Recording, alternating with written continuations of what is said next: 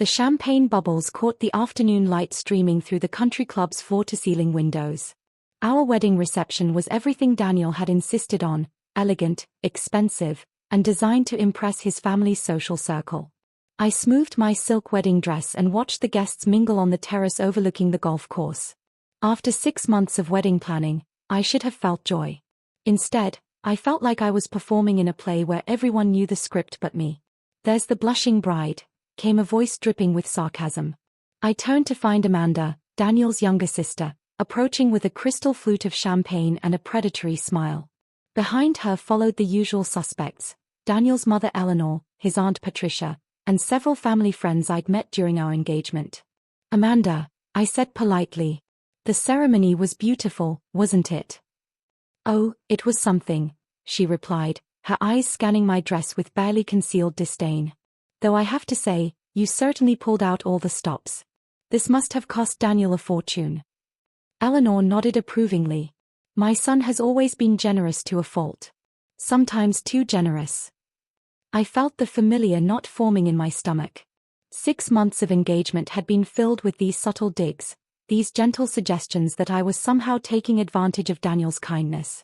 "The flowers alone must have been 20,000, Patricia added, gesturing toward the elaborate white orchid arrangements. "And that dress, Vera Wang, isn't it?"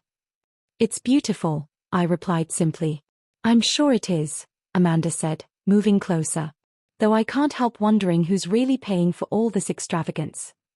The small group had formed a semicircle around me now, their champagne glasses glinting like weapons in the afternoon sun. Other guests continued their conversations nearby, oblivious to the tension building in our corner of the terrace. "What do you mean?" I asked, though I already knew where this was heading. Eleanor stepped forward, her voice pitched low so the other guests wouldn't overhear. "Sweetheart, we all know Daniel's financial situation. The inheritance from his grandfather, the trust fund, the investment portfolio. We also know about your background." "My background?" "You work at that little non-profit," Amanda said with a dismissive wave. "What do you make there? 30,000 a year? 40. "Community outreach is admirable work," Patricia added with false kindness, "but let's be honest about the financial realities here." The knot in my stomach tightened. For 6 months, they'd been building this narrative, that I was a gold digger who'd somehow trapped their precious Daniel into marriage. "We're not blind, dear," Eleanor continued. "You went after the richest eligible bachelor in our social circle. It's actually quite clever, in a calculating sort of way." Amanda laughed, the sound sharp and cruel. "Oh, come on, mother. Let's call it what it is." She turned to face me directly.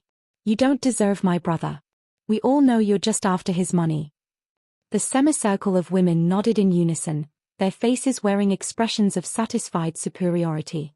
They'd finally said it out loud, what they'd been implying for months. "The prenup should have been ironclad," Patricia muttered. "Daniel's always been too trusting." "What prenup?" I asked quietly. The women exchanged glances. Eleanor cleared her throat uncomfortably. "Well, surely Daniel discussed the financial protections with you." "Protections?" Amanda's smile turned vicious. "The prenuptial agreement, sweetheart. The one that ensures you can't take half of everything if this little marriage doesn't work out." She leaned closer. "The one I helped him draft with our family attorney." My blood went cold. "You helped him draft a prenup?" "Of course I did. Someone had to protect his interests." Amanda's voice rose slightly, drawing curious glances from nearby guests. "Did you really think we'd let him marry someone like you without safeguarding the family assets?" Eleanor placed a restraining hand on her daughter's arm, but Amanda shrugged it off. "Oh, I'm just getting started. You want to know what your new husband really thinks of you?" Amanda's eyes glittered with malice. "He told me you were sweet but naive about money matters. That you'd probably never even think to ask about a prenup." The other women were nodding now, emboldened by Amanda's boldness. "Smart girl would have insisted on seeing the financial arrangements before the wedding," Patricia added. "But then again, desperation makes people overlook important details." I felt heat rising in my cheeks, but I kept my voice steady. "And what exactly does this prenup say?" "Everything stays with Daniel, of course. Amanda replied triumphantly. The house, the investments, the trust fund, all of it remains separate property. You get a small monthly allowance for personal expenses, and if you divorce him, you walk away with whatever you brought into the marriage. She paused for dramatic effect. Which, let's face it, isn't much. Eleanor looked uncomfortable with her daughter's cruelty but didn't intervene. It's just practical, dear. You understand. The best part, Amanda continued, clearly enjoying herself now, is that Daniel was so worried about hurting your feelings, he decided not to show it to you until after the honeymoon. He thought you'd be more accepting once you were officially married. I reached into my small beaded purse and pulled out a leather document folder. You mean this prenup? The women's expressions shifted from smug satisfaction to confusion. What's that? Eleanor asked. I opened the folder and removed a thick set of legal documents. The prenuptial agreement. The real one. Amanda laughed uncertainly. That's impossible. We drafted it ourselves. Daniel doesn't even know you know about it. Oh, I know about it, I said calmly. I also know about the fake one you convinced him to hide from me. I held up the documents. This is the one he actually signed. Patricia stepped closer, squinting at the papers. I don't understand.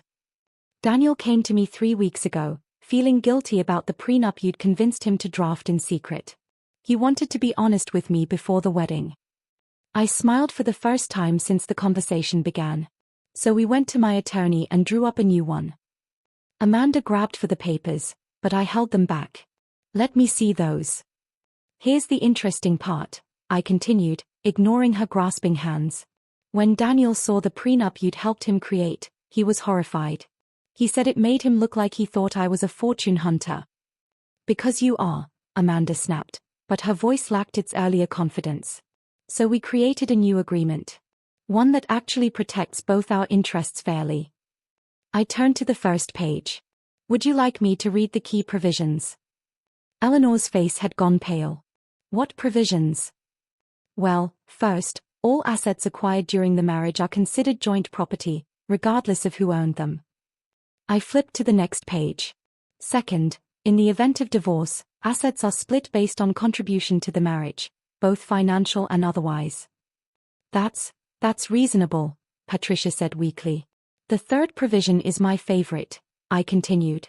In the event that Daniel conceals assets or attempts to defraud me financially, he forfeits claim to any assets I brought into the marriage. Amanda's champagne glass was shaking in her hand. What assets? You work at a non-profit. I smiled and turned to the final page. Daniel was so embarrassed about your assumptions regarding my financial situation, he insisted we include a full disclosure section. I held up the document so they could see the numbers clearly. Net worth, $47 million. Primary source, Sterling Dynamics, the software company I founded 6 years ago and sold last year. I looked around the circle of stunned faces. The little nonprofit I work for? I endowed it with $12 million and serve as its board chair. The silence was deafening. Even the nearby conversations seemed to have quieted, though I wasn't sure if that was real or just my imagination. Eleanor found her voice first. That's impossible. The Sterling Dynamics acquisition was covered in Forbes and the Wall Street Journal. Feel free to Google it. I returned the prenup to my purse. The acquisition price was $73 million. After taxes and reinvestment, I kept about $4 to $7 million in liquid assets. Amanda's face had gone from smug satisfaction to ashen disbelief. But you dress so simply, you drive an old car. A 2019 Honda Civic. It's reliable and fuel efficient. I don't need a luxury car to prove my success. I straightened my shoulders. Just like I don't need to flaunt my wealth to feel secure in my marriage. Patricia was frantically scrolling through her phone. Sterling Dynamics, sold for, oh my God. It's real. It's all real. The prenup you helped Amanda draft would have protected Daniel's $3.2 million trust fund from my $47 million net worth. I let that sink in for a moment. Fortunately, my husband decided he'd rather be married to someone he trusts than someone he needs to protect his assets from. Eleanor looked like she might faint. Daniel knows? About your money. He's known since our third date. I believe in financial transparency in relationships. I glanced around the circle. Unlike some people, apparently. Amanda's champagne flute slipped from her numb fingers, shattering on the terrace stones. The sound drew attention from other guests, including Daniel, who began walking toward us with a concerned expression. "Is everything all right over here?" he asked, slipping his arm around my waist. "Your sister was just explaining the prenup you two drafted together," I said lightly. Daniel's face flushed red. "The fake one? God, I'm so embarrassed about that whole thing." He looked at his family with disappointment. "I told you all weeks ago that we'd drawn up a real agreement. One that actually makes sense." "You mean she really?" Eleanor gestured weakly in my direction. "Has more money than our entire family combined?" "Yes, Mother. I married someone completely out of my league, and somehow she loves me anyway." Daniel kissed my cheek. "I'm the luckiest man alive."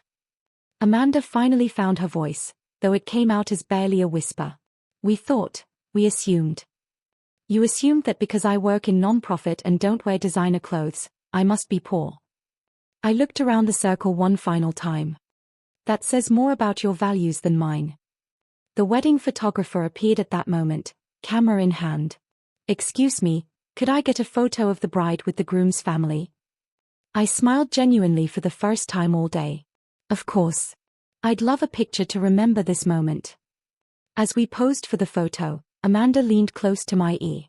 "I'm sorry," she whispered. "I was completely wrong about everything." "Yes," I agreed quietly. "You were." The camera flashed, capturing smiles that ranged from genuine joy to mortified embarrassment. Later, when we looked at that photo, Daniel would laugh about his family's shocked expressions.